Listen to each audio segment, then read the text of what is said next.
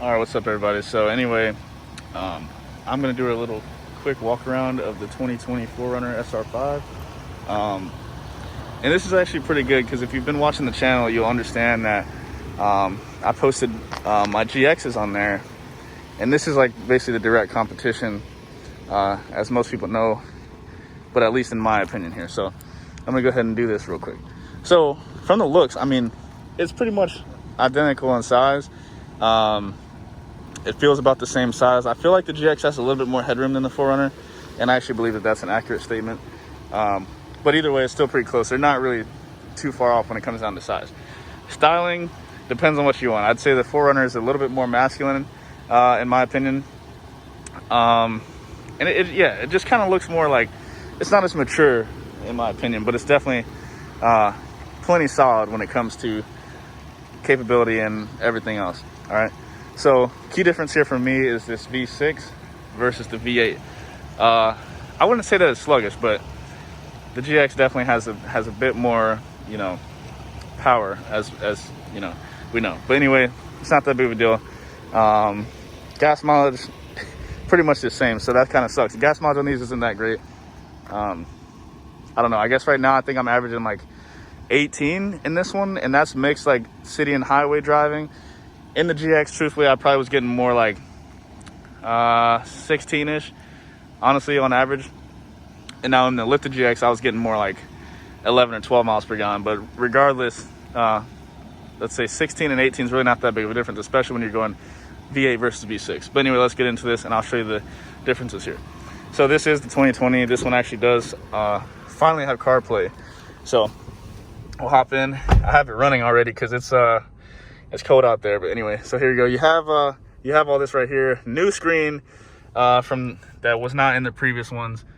Dang, my steering wheel is in the way. But anyway, everything's pretty much the same. This hasn't really changed much since, honestly, 2010. This is the 2020, but they changed the face in 2015, but everything's still pretty much the same. Everything's pretty much exactly where it's always been. If you've been in a 4Runner before, the gauges aren't much different. And the only real key difference here is this screen here. Now this is good. It does have CarPlay, like I said, Bluetooth, obviously, navigation. So really no real complaints there. You got the rubber floor mats. All this is the same. Yeah, so I'm not gonna go into depth of how the interior has. There's really not much features when it comes down to just like luxury. So there's really no point in me to go over that. And that's not the purpose of this vehicle. This is kind of supposed to be, your commuter slash adventure mobile, dropping the kids off to school, soccer practice, whatever, without worrying about them scratching up the leather seats and doing all that. That's kind of how I see the 4Runner. But it's also fully capable off-road and fully capable for pretty much every situation. And it's also nice enough to still be professional, take it to work, take it to meetings, whatever, the case is. It's just versatile, and it's just an all-around great vehicle. And it's also reliable, and you're not going to have any issues out of it, truthfully. Change oil, put gas in it, top your fluids off, whatever, and you're good to go pretty much for, shoot, I mean, really a million miles at this point. There's plenty of examples of these Toyota engines that have gone that far. But anyway, what I really would like to say is that the cloth seats, now, I personally am not a fan of the cloth seats, but the tan is the thing that throws me off. I hate the tan interiors in the 4Runners. Don't ask why, that's just me. I absolutely cannot stand it. Black seats would have been a lot better, but, whatever. Tan's not too bad, but I just think they get a little bit too dirty, and for some reason it just changes the vibe. It feels not as rugged, I guess, anymore. I kind of just feel like the black interior just makes it what it should be. But let's just go ahead and hop in the back real quick. I'll show you the leg room and stuff. It's not, this thing's not like huge by any means, but it's definitely not small like a crossover. I mean, you got what you need. Again, you got the leather floor liners back here. But anyway, I mean, I've got plenty of room back here. Definitely no complaints. Close the door. I don't feel claustrophobic at all. Plenty of headroom. And it's solid. But truthfully, though, the seats are actually comfortable. The cloth seats are actually comfortable, and in a way, I think that they're more comfortable than the leather ones. There's a little bit more give to it.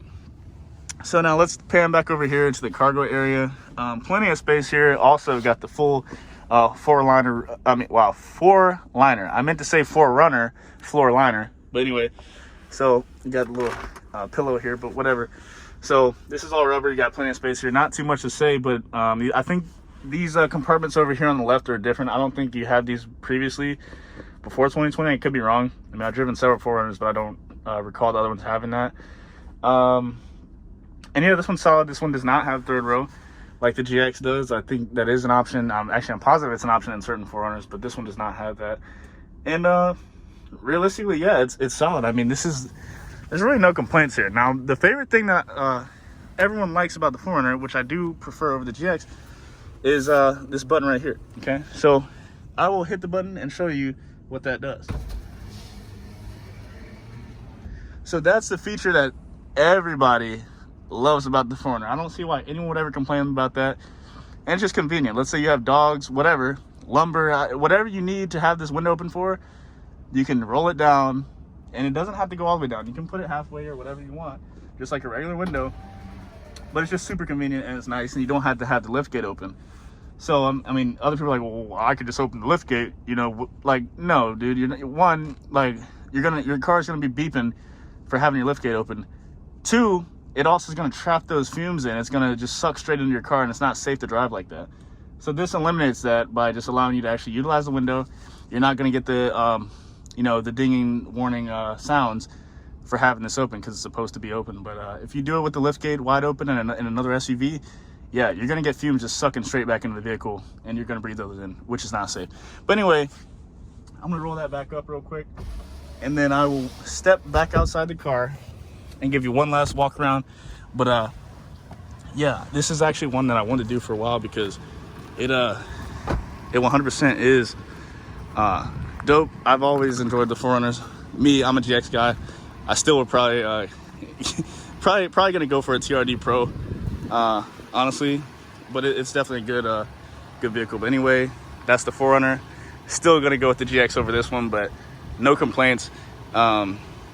But if you're looking at a 4Runner, definitely get it reliable. You're gonna have no issues with it. Thanks for watching.